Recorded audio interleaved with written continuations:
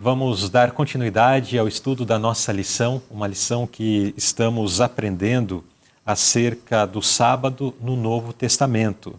Nesse terceiro tópico, vamos considerar sobre a igreja cristã primitiva. Será que no período da igreja cristã primitiva, os apóstolos, agora com a sua autoridade apostólica, mudaram a observância do sábado para o domingo? Como assim supõem muitos? O que de fato a Bíblia diz? Não quero pensar o que outros dizem, né? Porque para nós a nossa regra de fé e prática são as Escrituras Sagradas, é a Bíblia Sagrada. O que a Bíblia diz sobre a prática dos nossos irmãos na igreja cristã primitiva?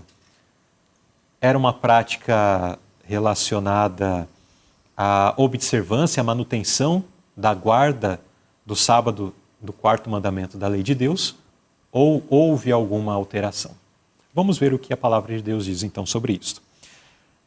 Irmã Sara, que profecia de Jesus revelou que a igreja respeitaria o sábado 40 anos após a sua ressurreição? A profecia da destruição de Jerusalém, né? A bondade de Deus com o povo ali israelita foi muito grande.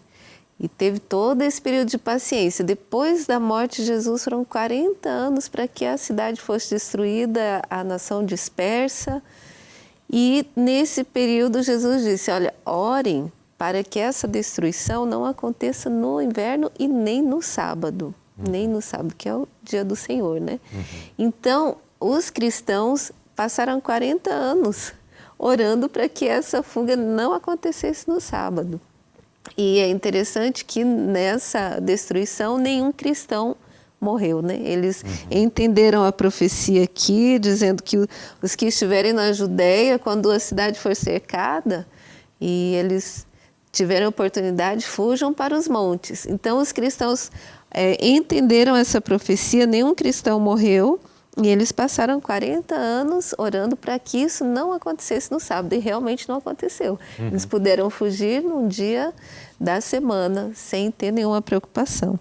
Isso porque Jesus mesmo disse, olha, não fiquem pensando que eu vim destruir a lei ou os profetas, né? Ele disse que não veio, aqui nessa versão diz abrogar, mas cumprir. Eu quero falar outra vez sobre a palavra grega aqui, que é katalio. Essa palavra, os gregos eram muito assim de imagens para expressar um pensamento. Então esse destruir seria assim, é um laço que você vai e desfaz. E aí desconecta tudo, katalio. Então, Jesus não veio fazer isso com a lei de Deus, ele não veio desfazer esse laço, ele não veio desfazer o que ele mesmo tinha feito, né? Ele veio cumprir, ele veio obedecer e cumprir, plerosai. Cumprir é você fazer tudo, né? É realizar toda a lei. Então ele cumpriu, ele obedeceu completamente a lei, não foi só uma partezinha aqui, ou deixou uma de lado, ele cumpriu tudo. E ele não veio para desatar, para destruir essa lei, né? Muito bem, então aqui nós temos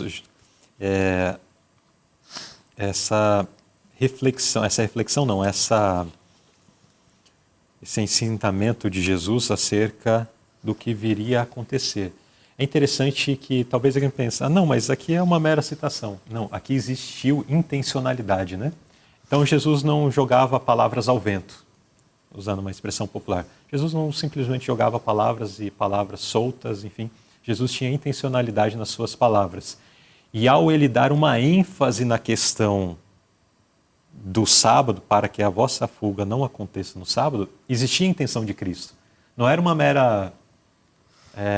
não era uma palavra solta, não era somente para complementar uma frase retórica, uma expressão retórica. Não, Jesus tinha intencionalidade para mencionar isso.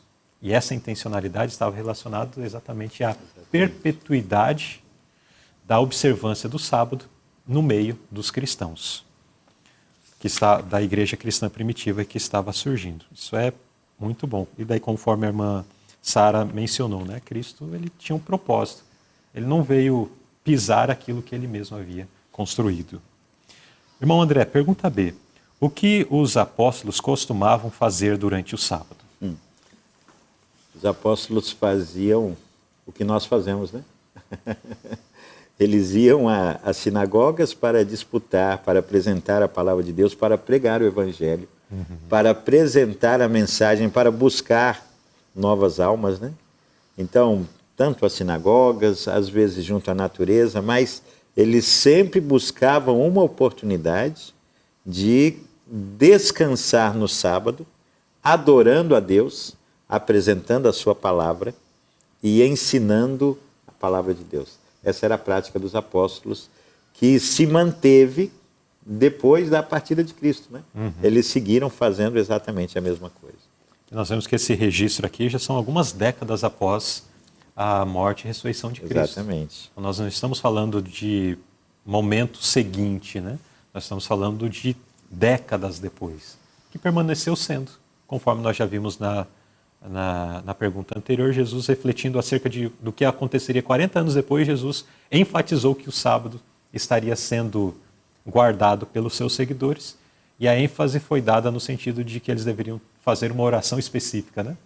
E agora nós vemos uma amostra aqui de que, de fato, décadas depois estavam ali os cristãos respeitando o sábado do quarto mandamento da lei de Deus.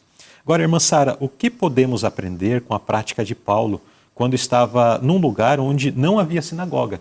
Porque o exemplo anterior fez menção de sinagoga, né?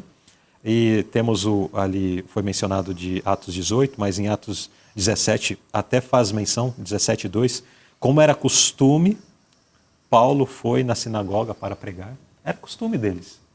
Mas em alguns lugares ele chegava e não tinha sinagoga. E daí o que eles faziam? Eles iam procurar um lugar de oração próximo ao rio, como diz Atos 16, 12 e 13, né?